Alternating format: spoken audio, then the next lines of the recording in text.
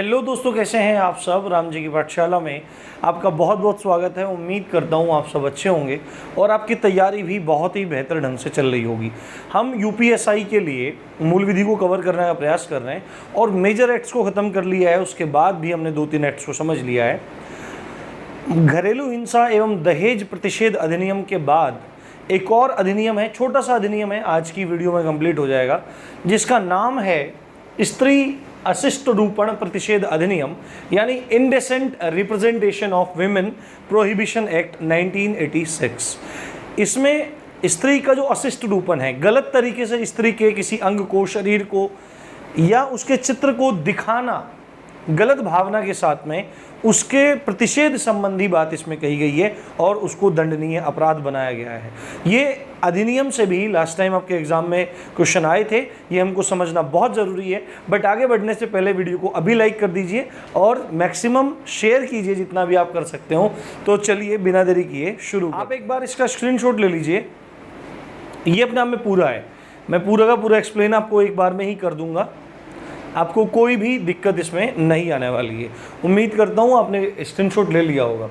नाम आपने देख लिया है, क्या है? स्त्री अशिष्ट रूपण प्रतिषेध अधिनियम, यानी कि स्त्री जो औरत होती हैं, जो महिलाएं होती हैं, उनका रूपण करना, उन्हें दिखाना किस तरह से? अशिष्ट तरीके से। अशिष्ट मतलब जिसको असभ्य माना जाता है, गलत तरीके से उनको दिखाना। इसके संबंध में, इसके प्रतिषेध में, इसके प्रोहिबिशन में एक एक्ट है जिसका नाम है indecent representation of women prohibition act, और ये एक्ट 1986 का है। हमको क्या चीज़ ध्यान रखनी है? जो सबसे इंपॉर्टेंट क्वेश्चन हमारा होता है किसी भी एक्ट के लिए, वो ये है कि वो लागू कब हुआ। तो आपको याद रखना है, ये जो एक्ट है स्त्री अशिष्ट रूपण प्रतिषेध अधिनियम, ये 2 अक्टूबर 1987 को लागू हुआ। 2 अक्टूबर 1987 को लागू हुआ। इसमें कुल धाराएं हैं 10। इसमें कुल कितनी धाराएं हैं? 10 धाराएं हैं और इसका विस्तार संपूर्ण भारत पर है। इसका विस्तार संपूर्ण भारत पर है, ये आपको याद रखना है। उसके बाद आपको सामान्यतः एक बात पता होगी, आईपीसी को छोड़कर बाकी जितने भी अधिनियम हमने पढ़े, बड़े हैं छोटे हैं, कोई भी संहिता है, कोई भी कोड है, कोई भी एक्ट है, उस एक्ट में सामान्यतः जो दूसरा सेक्शन होता है, दूसरी जो धारा होती है, वो धारा परिभाषाओं को बताती है, बहुत सारी परिभाषाओं को। जैसे सीआरपीसी में हमने बहुत सारी परिभाषाएं समझी थी, उसी प्रकार इस अधिनियम में भी आपको 2 धाराएं याद रखना बहुत ज़्यादा ज़रूरी है। पहला है सेक्शन 2A, पहला है सेक्शन 2A जो विज्ञापन यानी एडवर्टीजमेंट के बारे में बात करता है। विज्ञापन किसको माना गया है?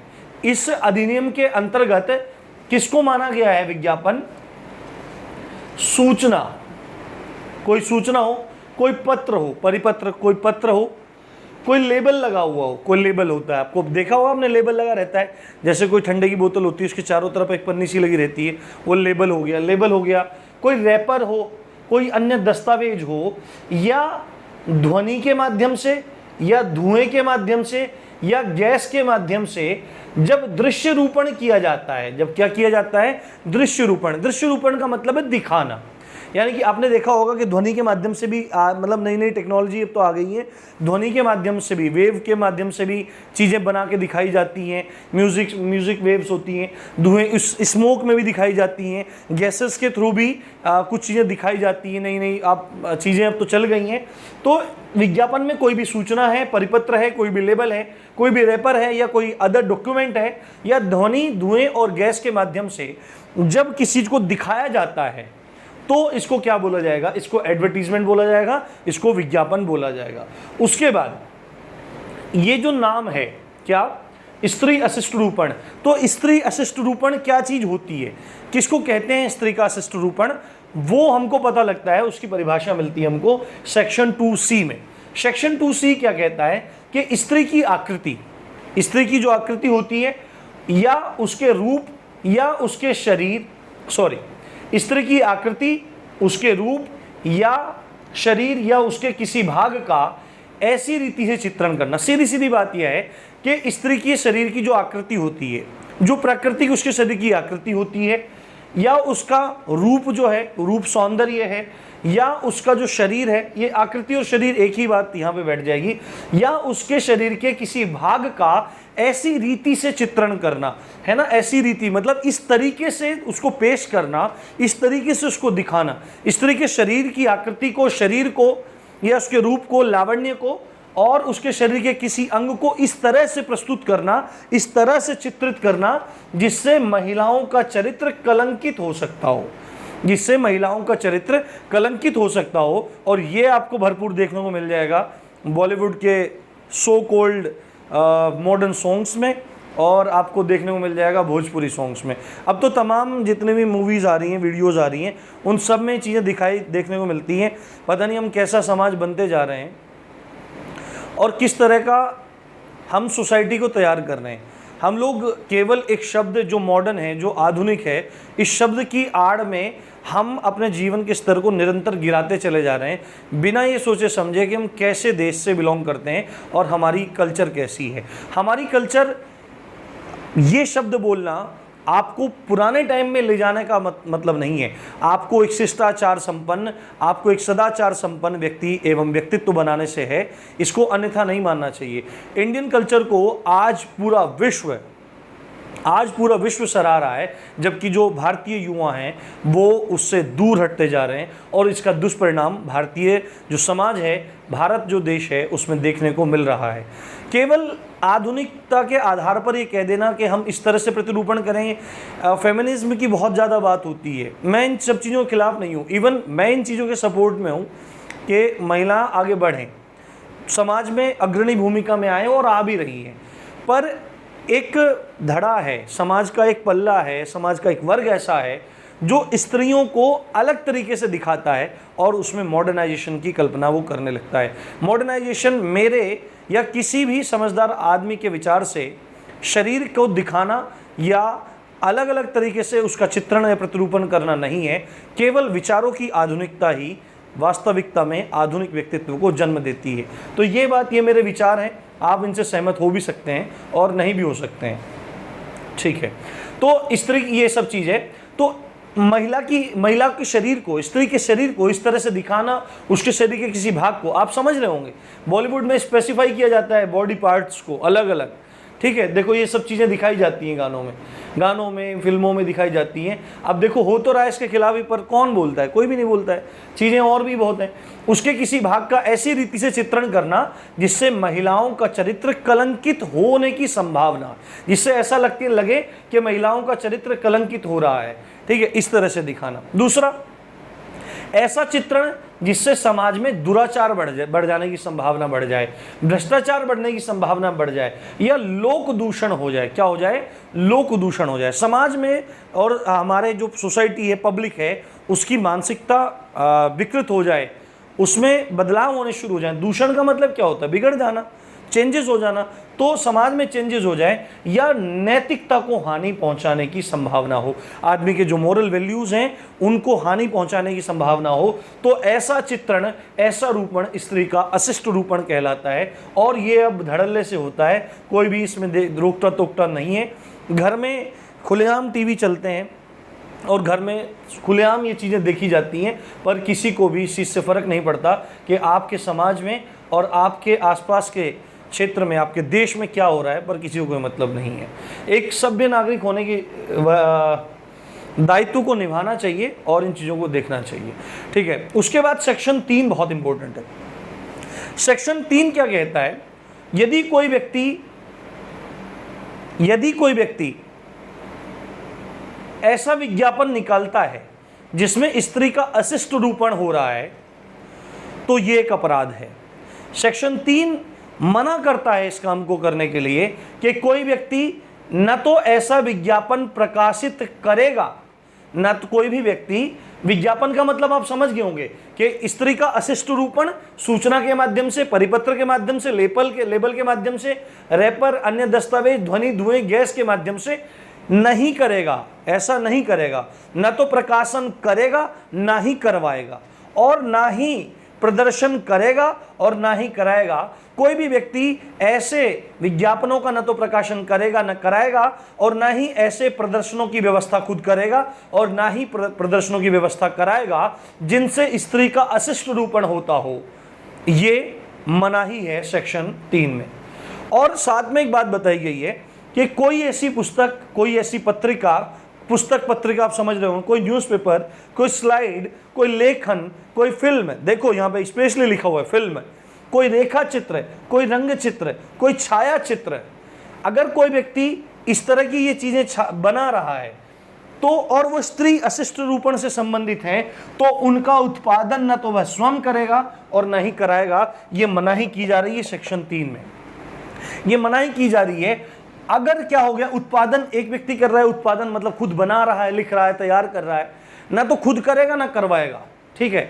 दूसरी बात है विक्रय न तो करेगा ना कराएगा, मतलब बेचेगा, ना तो खुद बेचेगा ना दूसरों के माध्यम से बिकवाएगा, विक्रय करवाएगा।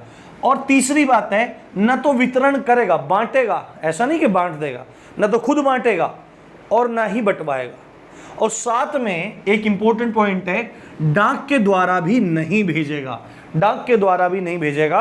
ये सेक्शन 3 कह रहा है। मतलब सीधे सीधे एक बात बोली जा रही है कि इस तरह के विज्ञापन जिससे स्त्री का अशिष्ट रूपण प्रदर्शित हो रहा हो, ऐसे प्रकाशन न तो करेगा ना कराएगा और ना ही ऐसे प्रदर्शनों की व्यवस्था कराएगा। साथ में ना उनका उत्पादन करेगा, ना विक्रय करेगा, ना वितरण करेगा, बांटेगा भी नहीं और ना ही डाक से भेजेगा। ये सेक्शन 3 बोल रहा है। क्लियर। अब यहां पे सेक्शन 4, इसमें एक बात, सेक्शन 4 में यहां पे तो मनाही है, 3 में तो मनाही है कि ऐसा कोई भी काम आप नहीं करेंगे।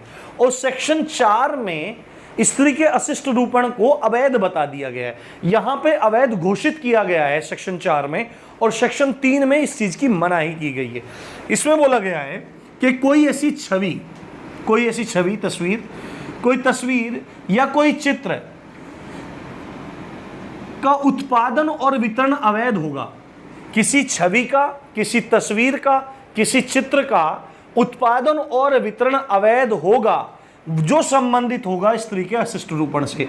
यानी कि कोई ऐसा चित्र है, कोई ऐसी तस्वीर है, कोई ऐसी छवि है जिससे स्त्री का अशिष्ट रूपण प्रदर्शित हो रहा है, वो अलग तरह से दिखाई दे रहा है, इनडिसेंट रिप्रेजेंटेशन हो रहा है अगर विमेन का, और ऐसी कोई छवि, तस्वीर या चित्र है तो वो इल्लीगल होगा, वो इल्लीगल है। ये बात सेक्शन 4 बोल रहा है। परंतु इसमें एक परंतुक है, परंतुक कि इसमें छूट भी है। इसमें कई बार ये गैर कानूनी भी नहीं होता है। कब गैर कानूनी नहीं है, कब गैर कानूनी नहीं है? परंतु यदि उद्देश्य, क्या यदि उद्देश्य है कि विज्ञान, साहित्य, कला या शिक्षा के हित में है, स्त्री का अशिष्ट रूपण है ना, स्त्री के अशिष्ट रूपण जैसा दिखाई दे रहा है किसी छवि में, चित्र में, तस्वीर में, तो वो अवैध है, वो अवैध है, उसका उत्पादन वितरण अवैध है, सेक्शन 4 बोल रहा है।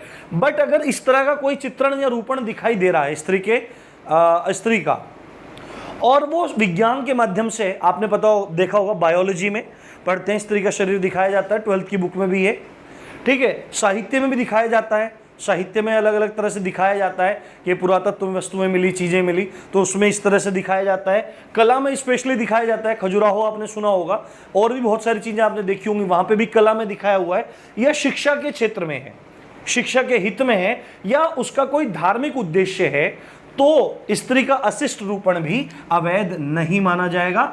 कब नहीं माना जाएगा? जब वो विज्ञान, साहित्य, कला और शिक्षा के हित में हो और या उसका कोई धार्मिक उद्देश्य हो तो नहीं माना जाएगा। ये बात क्लियर हो गई आपको? ओके। सेक्शन 5 बोलता है कि राज्य सरकार का कोई राजपत्रित अधिकारी, राज्य सरकार का राजपत्रित अधिकारी, राजपत्रित अधिकारी होते हैं गैजेटेड ऑफिसर, जिनके आप मोहर लगवाते हैं, साइन करवाते हैं, अटेस्ट करवाते हैं जिनसे आप पेपर्स को, राजपत्रित अधिकारी होते हैं, वो हर विभाग में होते हैं, ठीक है। तो राज्य सरकार को कोई भी राजपत्रित अधिकारी ऐसे स्थान में प्रवेश कर सकता है या तलाशी ले सकता है, प्रवेश कर सकता है, तलाशी ले सकता है, जहां पे राजपत्रित अधिकारी को विश्वास है, उस स्थान में विश्वास है कि इस अधिनियम के अंतर्गत वहां पर अपराध हो रहा है।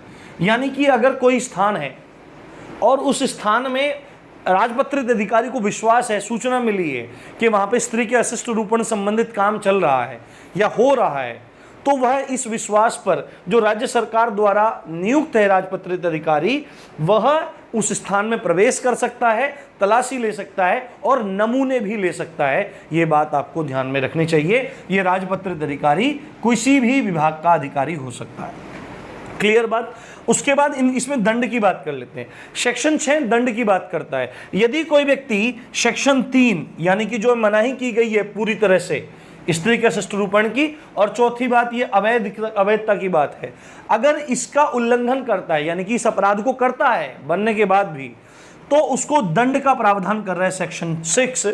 क्या कहता है? यदि पहली बार पकड़े गए, प्रथम दोष सिद्धि हुई, पहली बार पकड़े गए तो 2 साल तक की सजा हो सकती है या 2000 रुपए तक का जुर्माना हो सकता है, या दोनों हो सकते हैं।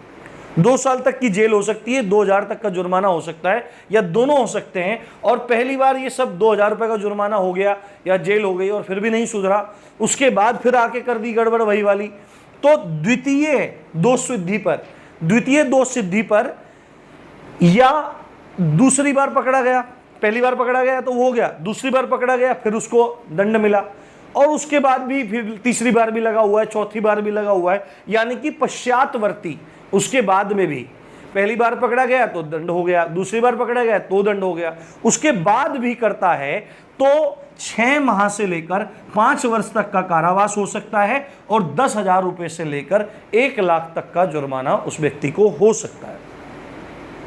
1 लाख तक का जुर्माना उस व्यक्ति को हो सकता है। प्रथम बार में 2 वर्ष या 2,000 रुपए, और दूसरी बार या उससे अधिक बार अगर पकड़ा जाता है, दोष सिद्धि हो जाती है, तो 6 माह से लेकर 5 वर्ष तक कारावास और या 10,000 से लेकर 1 लाख तक का जुर्माना, या दोनों भी हो सकते हैं। और सेक्शन 10 बात करता है डायरेक्टली कि केंद्र सरकार को अधिकार है, केंद्र सरकार के पास शक्तियां हैं कि इस अधिनियम में जो भी प्रावधान हैं उन पर वह कानून बना सकती है। सेक्शन 10 क्या कहता है? केंद्र सरकार के पास अधिकार है कि इस अधिनियम के अंतर्गत जो भी प्रावधान है उन पर कानून बना सकती है। ये एक्ट आपका पूरा हो गया। इसी तरह हम धीरे धीरे एक्ट्स को कंप्लीट कर लेंगे, आप चिंता मत कीजिए। बट आप शेयर कम कर रहे हो और सब्सक्राइब भी कम कर रहे हो, तो ये सब चीज़ें करते रहिए। इससे राम जी की पाठशाला को बहुत ज़्यादा उत्साह मिलता है, आत्मविश्वास की वृद्धि होती है। इसी अच्छी बात के साथ आप देख रहे थे राम जी की पाठशाला। मैं हूँ राम भारद्वाज। जय हिंद, जय भारत।